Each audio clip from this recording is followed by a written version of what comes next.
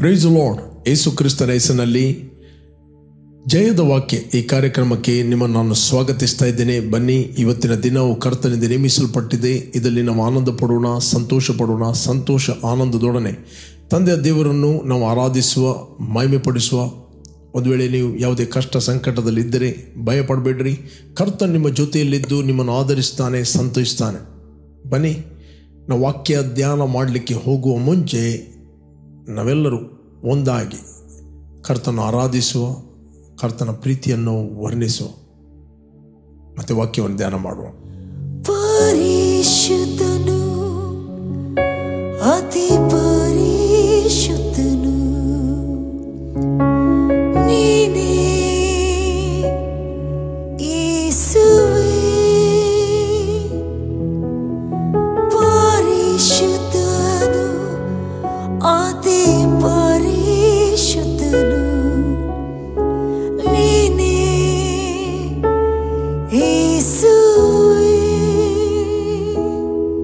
Thank you lord, thank you father.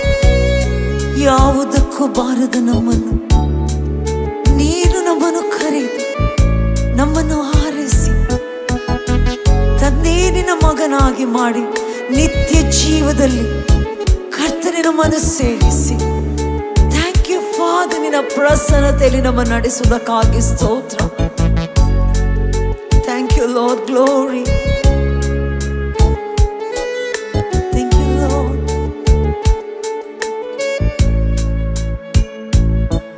ನಿನ್ನ ಮಹಿಮೆ ಒಂದು ಅದ್ಭುತ, ನಿನ್ನ ಸಾನ್ನಿಧ್ಯವೇ ಮನೋಹರ. ನಿನ್ನ ಮಹಿಮೆ ಒಂದು ಅದ್ಭುತ, ನಿನ್ನ ಸಾನ್ನಿಧ್ಯವೇ ಮನೋಹರ. ಯಾವುದಕ್ಕೂ ಬಾರದ ನನ್ನ, ಯಾವ ಅರ್ಹತೆಯೂ ಇಲ್ಲದ ನನ್ನ ಮಹಾಪರಿಶುದ್ಧ ಸ್ಥಳಕ್ಕೆ ತಂದು ನಿನ್ನ ಮಹಿಮೆಯಲ್ಲಿ ಪಾಲನ್ನು ಕೊಟ್ಟೆ. ಮಹಾಪರಿಶುದ್ಧ ಸ್ಥಳಕ್ಕೆ ತಂದು ನಿನ್ನ ಮಹಿಮೆಯಲ್ಲಿ ಪಾಲನ್ನು ಕೊಟ್ಟೆ. ಆರಾಧನೆ, ಆರಾಧನೆ, ಆರಾಧನೆ, ಆರಾಧನೆ, ಆರಾಧನೆ, ಆರಾಧನೆ. Thank you Lord. Thank you Father. Oh God, ನಮ್ಮನ್ನು ಪ್ರೀತಿಸುವಂತ ನಮ್ಮ ಯೇಸುವೇ. Thank you Jesus. Glory.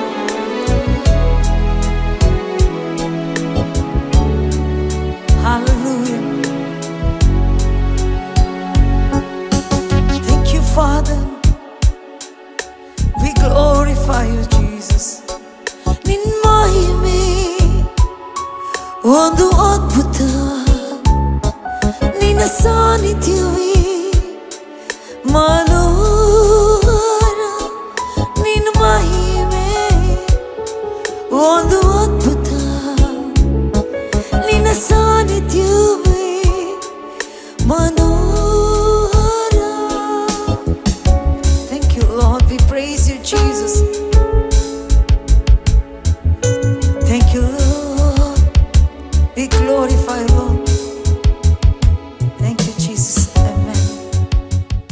ದೇವರ ನಾಮಕ್ಕೆ ಸ್ತೋತ್ರವಾಗಲಿ. ಇವತ್ತು ನಾವು ಧ್ಯಾನಕ್ಕೆ ತೆಗೆದುಕೊಂಡಂತಹ ದೇವರ ವಾಕ್ಯದ ಭಾಗ ಲೂಕನು ಬರೆದ ಸುವಾರ್ತೆಯಲ್ಲಿ ಲೂಕ್ ಚಾಪ್ಟರ್ 12, ಲೂಕನು ಬರೆದ ಸುವಾರ್ತೆ 12ನೇ ಅಧ್ಯಾಯ 35 ಮತ್ತು 36ನೇ ವಚನ. ನಿಮ್ಮ ನಡುಗಳು ಕಟ್ಟಿರಲಿ, ನಿಮ್ಮ ದಿವಿಟಿಗೆಗಳು ಉರಿಯುತ್ತಾ ಇರಲಿ. ನೀವಂತೂ ತಮ್ಮ ಯಜಮಾನನು ಬಂದು ತಟ್ಟಿದ ಕೂಡಲೇ ಕದವನ್ನು ತೆರೆಯುವುದಕ್ಕೆ ಸಿದ್ಧವಾಗಿದ್ದು ಮದುವೆ ಊಟವನ್ನು ಯಾವಾಗ ತೀರಿಸಿಕೊಂಡು ಬರುವನು ಎಂದು ಅವನನ್ನು ಎದುರು ನೋಡುತ್ತಿರುವ ಮನುಷ್ಯರಂತೀರಿ. Praise God. ಇಲ್ಲಿ ಸ್ವಾಮಿ ತನ್ನ ಎರಡನೇ ಬರೋಣದ ಕುರಿತಾಗಿ ಇಲ್ಲಿ ಆತನು ಮಾತಾಡುತ್ತಾನೆ. ಈ ಸ್ವಾಮಿ ಅನೇಕ ಸಂಗತಿಗಳನ್ನು ತನ್ನ ಶಿಷ್ಯರಿಗೆ ಮಾತಾಡಿದ. ಕ್ರಿಸ್ತನು ಎರಡನೇ ಸಾರಿ ಬರುತ್ತಾನೆ. ಆ ಎರಡನೇ ಸಾರಿ ಬರೋಣದಲ್ಲಿ ನಾವು ನೋಡ್ತೇವೆ ಎರಡು ಸಂಗತಿಗಳಿರ್ತೇವೆ. ಒಂದು ರಹಸ್ಯ ಬರೋಣ, ಮತ್ತೊಂದು ಬಹಿರಂಗವಾಗಿ ಬರೋಣ. ಅಂದರೆ ಸಭೆಯನ್ನು ಆತನು ಕ್ರಿಸ್ತ ವಿರೋಧಿಯ ಕೈಯಿಂದ ಆತನು ತಪ್ಪಿಸ್ತಾನೆ. Is going to escape the church. ಇಲ್ಲಿ 7 ವರ್ಷ ನಾವು ನೋಡ್ತೇವೆ ಕ್ರಿಸ್ತ ವಿರೋಧಿಯ ಆಳ್ವಿಕೆ ಇರುತ್ತದೆ. ಯಾವಾಗ ಯೇಸು ಕ್ರಿಸ್ತನು ನಾವು ನೋಡ್ತೇವೆ ಶಿಲುಬೆಗೆ ಹೋದ, ಹೂಣಲ್ಪಟ್ಟ, 3ನೇ ದಿನ ಪುನರುತ್ಥಾನಾದ, 50ಮ ದಿವಸ ಪವಿತ್ರಾತ್ಮನನ್ನು ಆತನು ಕಳಿಸಿದ. ಯಾರು ಪವಿತ್ರಾತ್ಮನ ವರವನ್ನು ಹೊಂದಿದಾರೋ ಅವರು ದೇವರ ಮಕ್ಕಳಾಗಿ ಹುಟ್ಟಿದ್ದಾರೆ. They are born of God. ದೇವರ ಪುತ್ರರಾಗಿ ಹುಟ್ಟಿದ್ದಾರೆ, ಸಭೆಯಾಗಿ ಅವರು ಹುಟ್ಟಿದ್ದಾರೆ. They are the body of Christ. Okay, ಈ ಸಭೆ ಇವತ್ತು ಸಿದ್ಧವಾಗಿರುವಂಥದ್ದು ಆತನ ಒಂದು ಬರೋಣಕ್ಕೆ. ಎರಡನೇದ್ದು ಭೂಲೋಕದಲ್ಲಿ ಕ್ರಿಸ್ತನು ಮಾಡಿದಂಥ ಫಿನಿಶ್ಡ್ ವರ್ಕನ್ನು ಸಾರೋದಕ್ಕೋಸ್ಕರ, ಅನ್ರೀಚ್ಗೆ ರೀಚ್ ಆಗೋದಕ್ಕೋಸ್ಕರ ಸಭೆ ಇರುವಂಥದ್ದು. ಯಾವಾಗ ಸಭೆ ತನಗೇನು ಕೆಲಸ ಕೊಡಲ್ಪಟ್ಟಿದೆ, ಯಾವುದಕ್ಕೆ ಅವರು ಕರೆಯಲ್ಪಟ್ಟಿದ್ದಾರೆ, ಅದನ್ನು ನಿರಂತರವಾಗಿ ಅವರು ಮಾಡಿದಾಗ ಆ ಸಭೆ ಯಾವಾಗಲೂ ಅಲರ್ಟ್ ಆಗಿರುತ್ತದೆ, ಎಚ್ಚರವಾಗಿರುತ್ತದೆ. ಓಕೆ, ಇಲ್ಲಿ ಯೇಸು ಹೇಳ್ತಾನೆ, ನಿಮ್ಮ ನಡುಗಳು ಕಟ್ಟಿರಲಿ, ನಿಮ್ಮ ದಿವಿಟಿಗೆಗಳು ಉರಿತಿರಲಿ. ನಡುಗಳು ಕಟ್ಟಿರಲಿ, ದಟ್ ಮೀನ್ಸ್ ಒಬ್ಬ ಯಾವುದೇ ಒಂದು ಕೆಲಸವನ್ನು ಮಾಡುತ್ತಿರುವಾಗ ಅವನ ಶಾಲ್ ಅಥವಾ ಅದು ಬಟ್ಟೆ ಅಥವಾ ಟವಲ್ ಏನಾದರೂ ಆತನ ಕುತ್ತಿಗೆಯ ಮೇಲಿದ್ದರೆ ಇಮಿಡಿಯೇಟ್ಲಿ ಆತನು ನಡುವಿಗೆ ಕಟ್ಟುತ್ತಾನೆ. ದಟ್ ಮೀನ್ಸ್ ನಾನು ರೆಡಿ ಆಗಿದ್ದೇನೆ ಅಂತ ಕೆಲಸ ಮಾಡಲಿಕ್ಕೆ. ದಟ್ ಮೀನ್ಸ್ ನಿಮ್ಮ ನಡುಗಳು ಕಟ್ಟಿರಲಿ, ನೀವು ಯಾವಾಗಲೂ ಸಿದ್ಧವಾಗಿರಿ. ಓಕೆ, ಪರಿಸ್ಥಿತಿ ಬರುವಾಗ ನಾವು ಸಿದ್ಧವಾಗುವುದಲ್ಲ, ನೀವು ಯಾವಾಗಲೂ ಸಿದ್ಧವಾಗಿರಬೇಕು. ಆಪರ್ಚುನಿಟಿ ಸಿಕ್ಕಿದಾಗ ನಾವು ಸಿದ್ಧವಾಗುವುದಲ್ಲ, ಬಾಗಿಲು ತೆರೆಯಲ್ಪಟ್ಟಾಗ ನಾವು ಸಿದ್ಧವಾಗುವುದಲ್ಲ. ನಾವು 24/7 ಯಾವಾಗಲೂ ಸಿದ್ಧವಾಗಿರಬೇಕು. ಓಕೆ, ಲೈಫಲ್ಲಿ ನೀವು ಯಾವಾಗಲೂ ಸಿದ್ಧವಿಲ್ಲ ಅಂತ ಹೇಳಿದರೆ, ನಿಮಗೆ ಆಪರ್ಚುನಿಟಿ ಓಪನ್ ಆದಾಗ ಆ ಆಪರ್ಚುನಿಟಿ, ಆ ಅವಕಾಶವನ್ನು ನೀವು ಕಳಕೊಳ್ತೀರಿ. ಒಮ್ಮೆ ನೀನು ಅವಕಾಶವನ್ನು ಕಳಕೊಂಡು ಅದು ತಿರುಗಿ ನಿನಗೆ ಅವಕಾಶ ಬರುವುದಿಲ್ಲ. You will miss that opportunity. ಒಬ್ಬನಿಗೆ ನೀವು ಸುವಾರ್ತೆಯನ್ನು ಸಾರಲಿಕ್ಕಿದೆ, ಇಮಿಡಿಯೇಟ್ಲಿ ಒಬ್ಬ ಕಷ್ಟದಲ್ಲಿದ್ದಾನೆ, ಸಮಸ್ಯೆಯಲ್ಲಿದ್ದಾನೆ, ಅಥವಾ ನಿನ್ನ ಕೊಲೀಗ್, ದೇವರು ನಿನಗೆ ಆಪರ್ಚುನಿಟಿಗಳನ್ನು ಓಪನ್ ಮಾಡ್ತಾನೆ. ಆ ಆಪರ್ಚುನಿಟಿಯ ಸಮಯದಲ್ಲಿ ನೀನು ಸಿದ್ಧತೆಗೆ ಹೋದರೆ, ಪ್ರಿಪೇರ್ ಆಗಲಿಕ್ಕೆ ಹೋದರೆ, ಸಿದ್ಧವಾಗಲಿಕ್ಕೆ ಹೋದರೆ, ನೀನು ಆ ಒಂದು ಅವಕಾಶವನ್ನು ನೀನು ಕಳಕೊಳ್ತಿ. ಪ್ರತಿಯೊಂದು ನಿನ್ನ ಅವಕಾಶದಲ್ಲಿ ನಿನ್ನ ಜರ್ನಿ ಇದೆ, ನಿನ್ನ ಡೆಸ್ಟಿನಿ ಇದೆ, ನಿನ್ನ ಮಾರ್ಗ ಇದೆ. ಫಾರ್ ಎಕ್ಸಾಂಪಲ್, ದಾವೀದನು ಆತನು ಯಾವಾಗಲೂ ಸಿದ್ಧವಾಗಿದ್ದ. ಯಾಕಂತ ಹೇಳಿದರೆ ಅವನ ಕೀರ್ತನೆ ಹೇಳ್ತದೆ, 1ನೇ ಕೀರ್ತನೆ, ದುಷ್ಟರ ಆಲೋಚನೆ ನಡೆಯದೆ, ಪಾಪಾತ್ಮರ ಮಾರ್ಗದಲ್ಲಿ ನಿಂತುಕೊಳ್ಳದೆ, ಧರ್ಮ ನಿಂದಕರನ್ನು ಕೂತುಕೊಳ್ಳದೆ, ಯೆಹೋವನ ಧರ್ಮಶಾಸ್ತ್ರದಲ್ಲಿ ಆನಂದ ಪಡುವನಾಗಿ ಹಗಲಿರುಳು ಧ್ಯಾನ ಮಾಡುವವನು ಅವನೆಷ್ಟೋ ಧನ್ಯನು. ಅವನ ನೀರಿನ ಕಾಲುವೆಗಳ ಬಳಿಯಲ್ಲಿ ಬೆಳೆದ ಮರ ತಕ್ಕ ಕಾಲದಲ್ಲಿ ಫಲ ಕೊಡುತ್ತದೆ, ಆ ಮರದ ಎಲೆ ಬಾಡುವುದೇ ಇಲ್ಲ. ಅದರಂತೆ ಅವನು ಕೈ ಹಾಕಿದ ಕೆಲಸವು ಅವನಿಗೆ ಸಫಲವಾಗುವುದು. ದಟ್ ಮೀನ್ಸ್, ಅದರ ಅರ್ಥ ದಾವೀದನು ಯಾವಾಗಲೂ ಸಿದ್ಧವಾಗಿದ್ದ. ನಾವು ನೋಡ್ತೇವೆ, ಆತನು ಕಾಡಲ್ಲಿರುವಾಗ ಒಬ್ಬ ಕುರಿಗಳನ್ನು ಮೇಯಿಸ್ತಿರುವಾಗ ಒಂದು ಕರಡಿ ಅಥವಾ ಸಿಂಹ ಬಂದು ಒಂದು ಕುರಿಯನ್ನು ಕದ್ದುಕೊಂಡು ಹೋದಾಗ ಅವನು ಸಿದ್ಧ ಆಗಲಿಕ್ಕೆ ಹೋಗ್ತಿರ್ಲಿಲ್ಲ. ಯಾವಾಗಲೂ ಆತನು ಸಿದ್ಧವಿದ್ದ. ಆ ಕುರಿಯನ್ನು ಆ ಕರಡಿಯ ಬಾಯಿಂದ, ಸಿಂಹದ ಬಾಯಿಂದ, ಸಿಂಹದ ಗಡ್ಡ ಹಿಡಿದು ಅದನ್ನು ಸೋಲಿಸಿ ಕೊಂದು ಆ ಕುರಿಯನ್ನು ಆತನು ಬಿಡಿಸ್ತಾ ಇದ್ದ. ಅವನಲ್ಲಿ ಯಾವಾಗಲೂ ಟೆಸ್ಟ್ ಮೇಲೆ ಇತ್ತು. ನೆಕ್ಸ್ಟ್ ನಾವು ನೋಡ್ತೇವೆ, ತಂದೆ ಅವನು ಹೇಳ್ತಾನೆ, ನನ್ನ ಸಹೋದರರ ಯೋಗಕ್ಷೇಮವನ್ನು ಕೇಳು. ರಣರಂಗದಲ್ಲಿ ಗೋಲಿಯತ, ಫಿಲಿಷ್ಟಿಯರ ದೈತ್ಯ ಗೋಲಿಯತನು ನಿಂತು ಅಲ್ಲಿ ಬೊಬ್ಬೆ ಹಾಕ್ತಾ ಇದ್ದಾನೆ. ನಿಮ್ಮಲ್ಲಿ ಯಾರಾದರೂ ಒಬ್ಬನು ಬಂದು ನನ್ನನ್ನು ಸೋಲಿಸಿರಿ, ನನ್ನನ್ನು ಸೋಲಿಸಿದರೆ ನಮ್ಮ ಎಲ್ಲ ಫಿಲಿಷ್ಟಿಯರು ನಿಮಗೆ ಅಧೀನರಾಗ್ತಾರೆ. ನಿಮ್ಮವರನ್ನು ನಾನು ಸೋಲಿಸಿದರೆ ನೀವೆಲ್ಲರೂ ನನಗೆ ಅಧೀನ ಆಗಬೇಕು. ಒಂದೇ ಚಾಲೆಂಜ್ ಆಗ್ತಾನೆ. ಹೀಗೆ 40 ದಿನ ಅವನು ಮಾತಾಡ್ತಾನೆ. 40 days ಅವರು ರಣರಂಗದಲ್ಲಿ ಇದ್ದಾರೆ. ಯಾರಿಗೂ ಆ ದೈತ್ಯನ ಮುಂದೆ ಹೋಗುವಂಥ ಧೈರ್ಯ ಇಲ್ಲ. ಅಲ್ಲಿ ದಾವೀದನು ಅಲ್ಲಿ ತನ್ನ ಅಣ್ಣಂದಿರಿಗೋಸ್ಕರ ಊಟವನ್ನು ತೆಗೆದುಕೊಂಡು ಹೋಗುವಾಗ ಅವನು ಕೇಳ್ತಾನೆ, ಇವನು ಯಾರು? ಇವನೆಷ್ಟರವನು? ಜೀವ ಸ್ವರೂಪನಾದ ದೇವರ ಸೈನ್ಯವನ್ನು ಹೀಯಾಳಿಸಲಿಕ್ಕೆ ಈ ಫಿಲಿಷ್ಟಿಯನ್ ಎಷ್ಟರವನು? ಈ ಸುನ್ನತಿ ಇಲ್ಲದವನು ಎಷ್ಟರವನು? ಈ ಕವನೆಂಟ್ ಇಲ್ಲದವನು, ದೇವರಿಲ್ಲದವನು, ಎಷ್ಟು ಧೈರ್ಯ ಅವನಿಗೆ ಮಾತಾಡಲಿಕ್ಕೆ? ಆಗ ಅವತನ ಅಣ್ಣಂದಿರು ಹೇಳ್ತಾನೆ, ನೀನು ಸುಮ್ಮನಿರು, ನಿನಗೇನು ಗೊತ್ತಿಲ್ಲ ಇದು ಯುದ್ಧದ ಬಗ್ಗೆ. 4 ಕುರಿಗಳನ್ನು ನೀನು ಎಲ್ಲಿ ಬಿಟ್ಟು ಬಂದಿದ್ದಿ? ನಿನ್ನ ತುಂಟತನ ನಮಗೆ ಗೊತ್ತಿಲ್ಲವು. ನೋ, ದಾವೀದನು ಕುರಿಗಳನ್ನು ಸುಮ್ಮನೆ ಬಿಟ್ಟು ಬರಲಿಲ್ಲ. ಆತನು ಜವಾಬ್ದಾರಿಯ ವ್ಯಕ್ತಿ. ಕುರಿಗಳನ್ನು ಕಾಯುವವನಿಗೆ ಒಪ್ಪಿಸಿಕೊಟ್ಟು ಆತನು ಬಂದಿದ್ದಾನೆ. ನೆಕ್ಸ್ಟ್ ಅವನಲ್ಲಿ ಟೆಸ್ಟಮನಿ ಇತ್ತು. ಆ ಕುರಿಗಳನ್ನು ಕಾಯುತ್ತಿರುವಾಗ ಒಂದು ಕರಡಿ, ಒಂದು ಸಿಂಹ ಬಂದು ಅದನ್ನು ಕೊಂಡು ಹೋದರೆ ಅದನ್ನು ಅದರ ಬಾಯಿಂದ ಆತನು ತಪ್ಪಿಸ್ತಾ ಇದ್ದ. ದೇವರು ಅವನ ನಂಬಿಕೆಸ್ಥೆಯನ್ನು ನೋಡಿದ್ದಾನೆ. ಆ ಕುರಿಗಳು ಅವನ ಕುರಿಗಳಲ್ಲ, ಅವನ ತಂದೆಯ ಕುರಿಗಳು. ಅವನು ತಂದೆಯ ಕುರಿಗಳಲ್ಲಿ ಆತ ನಂಬಿಗಸ್ತನಾಗಿದ್ದ. ಈಗ ಒಂದು ಅವನಿಗೆ ಅಪರ್ಚುನಿಟಿ ಸಿಗ್ತದೆ ಗೋಲಿಯತನನ್ನು ಎದುರಿಸುವಂಥದ್ದು. ಪ್ರಿಯರೇ, ಒಂದು ಕ್ಷೇತ್ರದಲ್ಲಿ ನೀನು ನಂಬಿಗಸ್ತರಾದರೆ ದೇವರು ನಿನ್ನನ್ನು ಇನ್ನೊಂದು ರಲ್ಮಲ್ಲಿ ಕೊಂಡೋಗ್ತಾನೆ, ಇನ್ನೊಂದು ಸ್ತರಕ್ಕೆ ನಿನ್ನನ್ನು ಆತನು ಕೊಂಡೋಗ್ತಾನೆ. God will take you to another realm. Okay, the greater victory. ಇಲ್ಲಿ ಸ್ಮಾಲ್ ಫೈಟ್ ಇರ್ತದೆ, ಸ್ಮಾಲ್ ವಿಕ್ಟ್ರಿ. ಸಣ್ಣ ಹೋರಾಟ ಇರ್ತದೆ, ಸಣ್ಣ ಜಯ. ದೊಡ್ಡ ಹೋರಾಟ ಇರ್ತದೆ, ದೊಡ್ಡ ಜಯ ಇರ್ತದೆ. ಬಟ್ ಅಲ್ಲಿ ದಾವೀದನು ಆತನು ಸಿದ್ಧ ಆಗಲಿಕ್ಕೆ ಹೋಗಲಿಲ್ಲ, ಪ್ರಿಪೇರ್ ಆಗಲಿಕ್ಕೆ ಹೋಗಲಿಲ್ಲ. ಆತನು ಯಾವಾಗಲೂ ಸಿದ್ಧವಾಗಿದ್ದ. ಓಕೆ, ಆ ಗೋಲಿಯತನ್ನು ಎದುರಿಸುವಂಥದ್ದೇ ಅವನ ಇನ್ನೊಂದು ಸ್ತರಕ್ಕೆ ಹೋಗುವಂಥ ಮಾರ್ಗ. ಅದು ಅವಕಾಶ ಸಿಕ್ಕಿದಾಗ ಅವನು ಮಿಸ್ ಮಾಡಲಿಲ್ಲ. ಆ ಅವಕಾಶವನ್ನು ಆತನು ಉಪಯೋಗಿಸ್ತಾನೆ. ನಾವು ನೋಡ್ತೇವೆ, ಆತನು ಗೋಲಿಯತನನ್ನು ಕವಣೆಯಿಂದ ಹೊಡೆದು ಆತನು ಕೊಂದು ಬಿಡ್ತಾನೆ. ಅವನ ಕತ್ತಿಯಿಂದಲೇ ಅವನು ಕೊಂದು ಬಿಡ್ತಾನೆ. ಓಕೆ, ಇಲ್ಲಿ ದಾವೀದನು ತನಗೆ ಸಿಕ್ಕಿದಂಥ ಅವಕಾಶವನ್ನು ಉಪಯೋಗಿಸ್ತ. ಪ್ರೇರೆ, ಇಲ್ಲಿ ದೇವರ ವಾಕ್ಯ ಹೇಳ್ತದೆ, ನಿಮ್ಮ ನಡುಗಳು ಕಟ್ಟಿರಲಿ. ದಟ್ ಮೀನ್ಸ್ ಯಾವಾಗಲೂ ಸಿದ್ಧವಾಗಿರಿ, ಯಾವಾಗಲೂ ನಿಮ್ಮ ದಿವಿಟಿಗೆಗಳು ಉರಿತಾ ಇರಲಿ. ದಟ್ ಮೀನ್ಸ್ ನೀವು ಆತ್ಮದಲ್ಲಿ ಯಾವಾಗಲೂ ಉರಿಬೇಕು. ಉರಿಯುವ ವ್ಯಕ್ತಿ ಮಾತ್ರ ಇನ್ನೊಬ್ಬರಿಗೆ ಅವಕಾಶ ಸಿಕ್ಕಿದಾಗ ಸುವಾರ್ತೆ ಹೇಳ್ತಾನೆ. ಉರಿಯುವ ವ್ಯಕ್ತಿ ಯಾವಾಗಲೂ ಅವನು ತಂದೆ ದೇವರು ಅವನಿಗೆ ನೇಮಿಸಿದ ಕೆಲಸವನ್ನು ಅವನು ಮಾಡ್ತಾನೆ. ಪ್ರೇರೆ, ಬಾರ್ನಗಿನಾದ ಪ್ರತಿಯೊಬ್ಬರು ನಮಗೆ ಒಂದು ಜವಾಬ್ದಾರಿ ಇದೆ. ಏನು ಜವಾಬ್ದಾರಿ?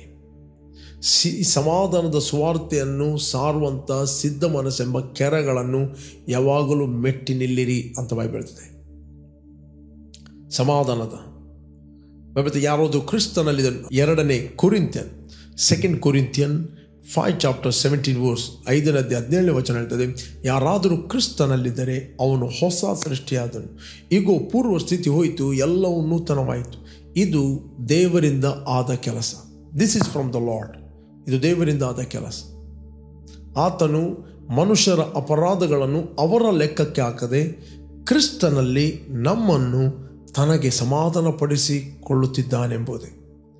ಆ ಸಮಾಧಾನ ವಾಕ್ಯವೇನೆಂದರೆ, ದೇವರು ಮನುಷ್ಯರ ಅಪರಾಧಗಳನ್ನು ಅವರ ಲೆಕ್ಕಕ್ಕೆ ಹಾಕುವುದಿಲ್ಲ, ಕ್ರಿಸ್ತನಲ್ಲಿ ತನಗೆ ಸಮಾಧಾನಪಡಿಸಿಕೊಳ್ತೇವೆ. ಈ ಸಮಾಧಾನದ ವಾಕ್ಯವನ್ನು ಸಾರುವಂಥ ಸೇವೆಯನ್ನು ಪ್ರತಿಯೊಬ್ಬ ಬಾರ್ನಗೇನಾದ ವಿಶ್ವಾಸಿ ಕೊಟ್ಟಿದ್ದಾನೆ. ಬಾರ್ನಗೇನಾದ ವಿಶ್ವಾಸಿ ತಮ್ಮ ರಕ್ಷಣೆಯನ್ನು ವರ್ಕೌಟ್ ಮಾಡಬೇಕಂತ ಹೇಳಿದರೆ, ಆ ಒಂದು ಬೆಂಕಿಯನ್ನು ಅವರು ಕಾಪಾಡಬೇಕಂತ ಹೇಳಿದರೆ, they must preach the gospel. ಅವರು ಈ ಸುವಾರ್ತೆಯನ್ನು ಹೇಳಬೇಕು. ಒಂದು ವೇಳೆ ನೀನು ಸ್ವಸ್ಥತೆಯನ್ನು ಹೊಂದುತ್ತಾ ಇದ್ದಿ, ಆ ಏರಿಯಾದಲ್ಲಿ ನೀನು ಆರೋಗ್ಯದಲ್ಲಿ ಉರಿತಾ ಇದ್ದಿ, ನೀನು ಇತರರಿಗೆ ಹೆಲ್ಪ್ ಮಾಡಬೇಕು. ಅಭಿವೃದ್ಧಿಯ ವಿಷಯದಲ್ಲಿ ನೀನು ಉರಿತಾ ಇದ್ದಿ, ನೀನು ಇತರರಿಗೆ ಹೆಲ್ಪ್ ಮಾಡಬೇಕು.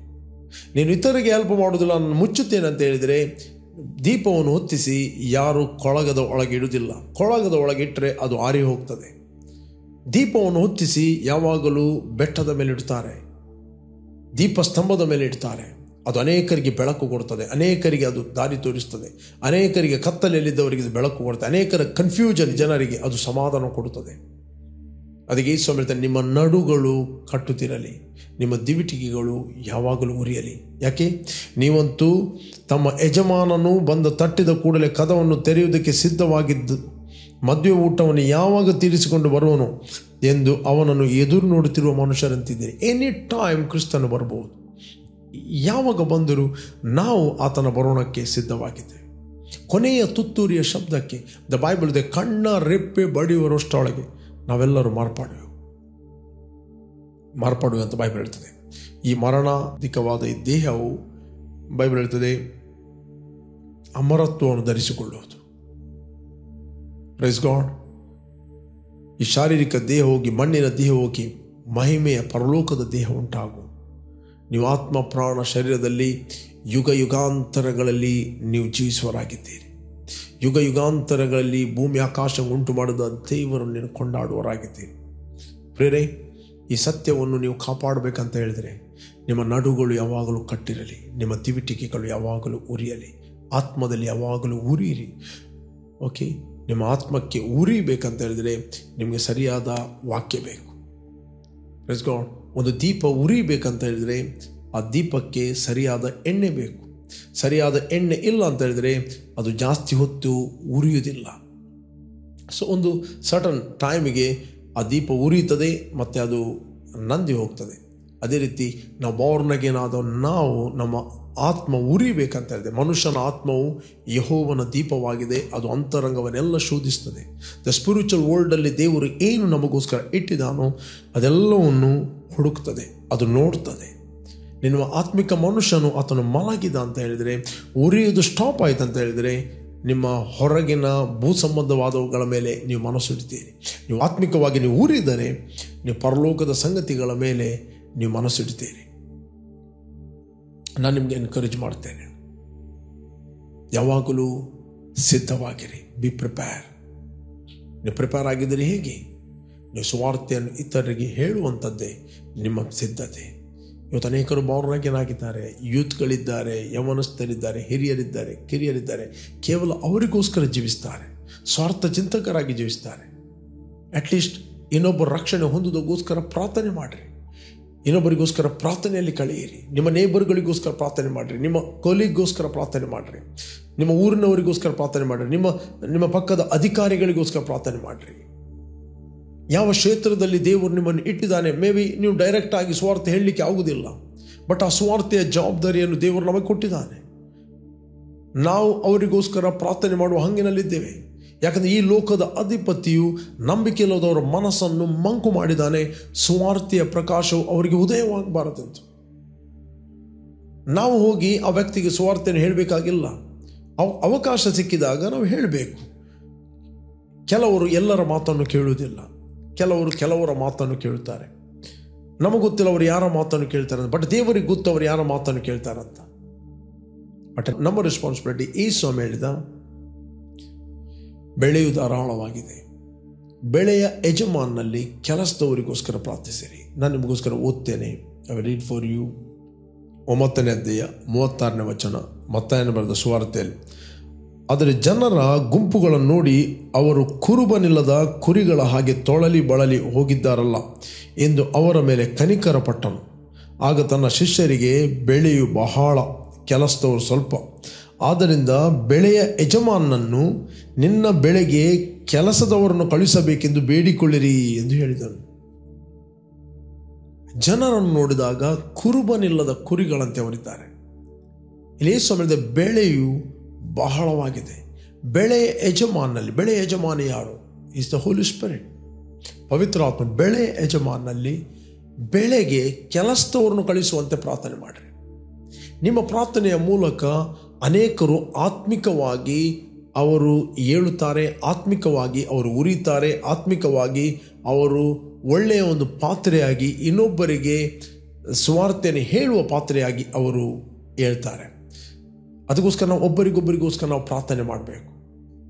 ಫಾರ್ ಎಕ್ಸಾಂಪಲ್, ನಿಮ್ಮ ಕುಟುಂಬದಲ್ಲಿ ಯಾರಾದರೂ ಒಬ್ಬ ರಕ್ಷಣೆ ಹೊಂದಬೇಕಂತ ಹೇಳಿದರೆ ಕೆಲವೊಮ್ಮೆ ನೀವು ಹೇಳಿದಾಗೆ ಅವನು ಕೇಳಲಿಕ್ಕಿಲ್ಲ, ಬಟ್ ನಾವು ಪ್ರಾರ್ಥನೆ ಮಾಡಬೇಕು. ದೇವರೇ, ಈತನ ಮನೋನೇತ್ರಗಳನ್ನು ನೀನು ಬೆಳಗಿಸುವಾತನಾಗಿದೆ, ಈತನನ್ನು ಸುವಾರ್ತೆ ಅಂಗೀಕಾರ ಮಾಡದಂತೆ ಅಡ್ಡಿ ಮಾಡುತ್ತಿರುವ ಎಲ್ಲ ಆತ್ಮಗಳು, ಎಲ್ಲ ಮಂಕುತನದ ಆತ್ಮಗಳು ಯೇಸು ನಾಮದಲ್ಲಿ ಅದರ ಶಕ್ತಿಯನ್ನು ನಾವು ಆತನ ಮೇಲೆ ಮುರಿತಾ ಇದ್ದೇವೆ. We take authority. ತಂದೆ, ನಿನ್ನ ವಾಕ್ಯ ಹೇಳ್ತದೆ, ಬೆಳೆಯು ಧಾರಾಳವಾಗಿದೆ, ಬೆಳೆ ಯಜಮಾನಲ್ಲಿ ಬೆಳೆಗೆ ಕೆಲಸದವರನ್ನು ಕಲಿಸಬೇಕೆಂದು ಪ್ರಾರ್ಥಿಸಿ. ಈ ವ್ಯಕ್ತಿಗೆ ರೈಟ್ ಆದ ವ್ಯಕ್ತಿಗಳನ್ನು ನೀನು ಕನೆಕ್ಟ್ ಮಾಡಿ ಸಂಧಿಸಿ ಈತನಿಗೆ ಸ್ವಾರ್ಥೆಯನ್ನು ಹೇಳುವಂತೆ, ಈತನಿಗೋಸ್ಕರ ವಾಕ್ಯದಲ್ಲಿ ಉರಿಯುವಂತೆ ನೀನು ಕಳುಹಿಸಬೇಕಾಗಿ ನಾವು ಕೇಳಿಕೊಳ್ತೇವೆ.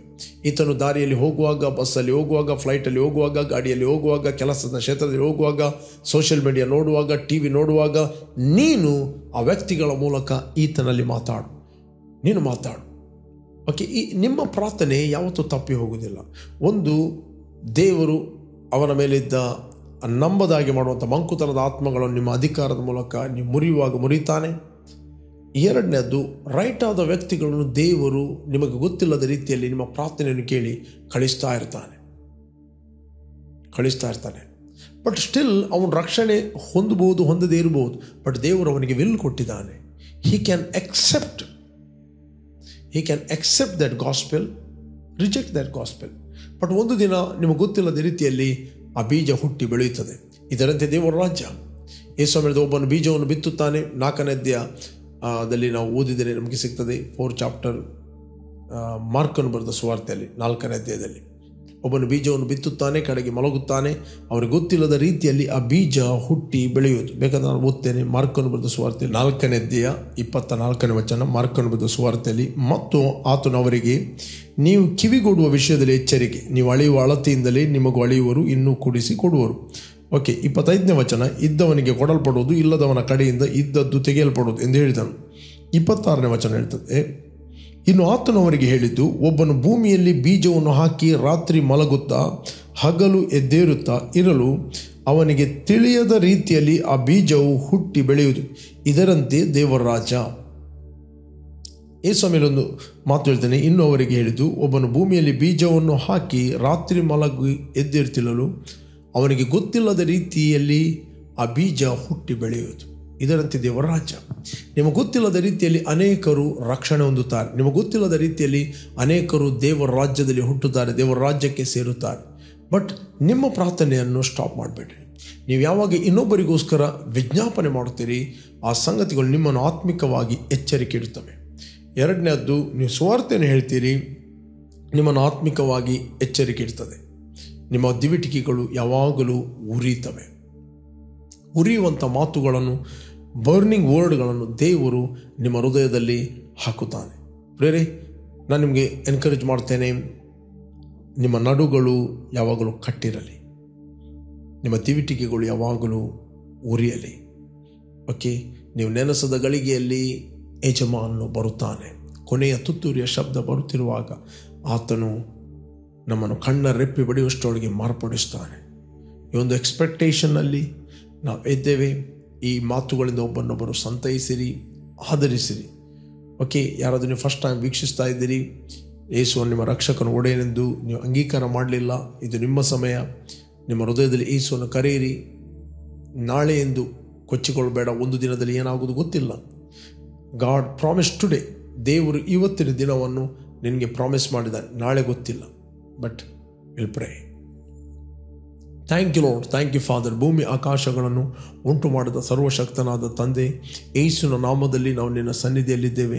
ಯೇಸುವೆ, ನೀನು ಸುರಿಸಿದ ರಕ್ತದ ಮೂಲಕ ನಮ್ಮ ಅಪರಾಧಗಳು ಪರಿಹಾರವಾಗಿ ನಮಗೆ ಬಿಡುಗಡೆ ಆಯಿತು. Thank you lord. ನಾವು ಮರಣದಿಂದ ಪಾರಾಗಿ ಕ್ರಿಸ್ತನಲ್ಲಿ ಜೀವಕ್ಕೆ ಸೇರಿದ್ದೇವೆ ಮತ್ತು ಬಾಯಿಂದ ನಾವು ಅರಿಕೆ ಮಾಡುತ್ತೇವೆ, ಯೇಸುವೆ ನಮ್ಮ ಕರ್ತನೆಂದು. Thank you lord. ನಮ್ಮ ಹಳೆಯ ಮನುಷ್ಯನು ಕ್ರಿಸ್ತನೊಡನೆ ಸತ್ತು ಹೂಣಲ್ಪಟ್ಟು ನಾವು ಹೊಸಬರಾಗಿ ಕ್ರಿಸ್ತನೊಡನೆ ಎದ್ದಿದ್ದೇವೆ.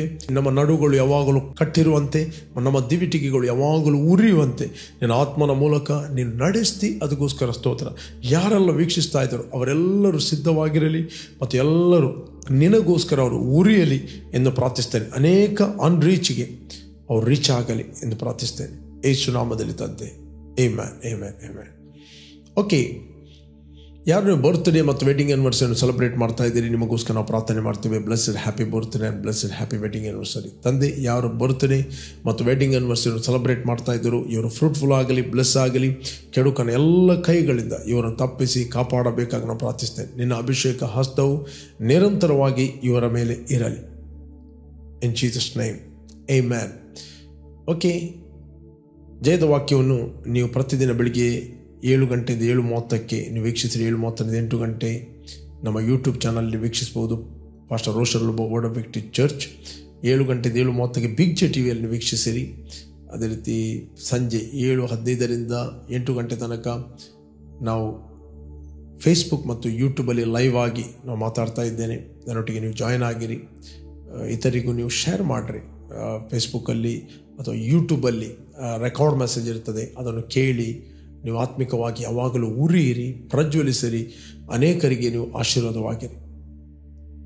ವೆಬ್ಸೈಟ್ ಇದು wordofvictory.in ಅಂತ. ಅದರಲ್ಲಿ ಸ್ಪೀಕ್ ಲೈಫ್ ಅಂತ ಕ್ಲಿಕ್ ಮಾಡಿದರೆ ಇಂಗ್ಲೀಷ್, ಹಿಂದಿ, ಕನ್ನಡ, ಕೊಂಕಣಿ 4 ಭಾಷೆಯಲ್ಲಿ ನಿಮಗೆ ಅರಿಕೆ ಸಿಗ್ತದೆ. ಕಂಟಿನ್ಯೂ ಆಗಿ ನೀವು ಬಿಗ್ ಜೆ ಟಿವಿಯಲ್ಲಿ ಜಯದ ವಾಕ್ಯವನ್ನು ನಿರಂತರವಾಗಿ ನೋಡಿರಿ ಮತ್ತು ಇತರಿಗೆ ಪ್ರೋತ್ಸಾಹಪಡಿಸಿ. ಆಮೆನ್.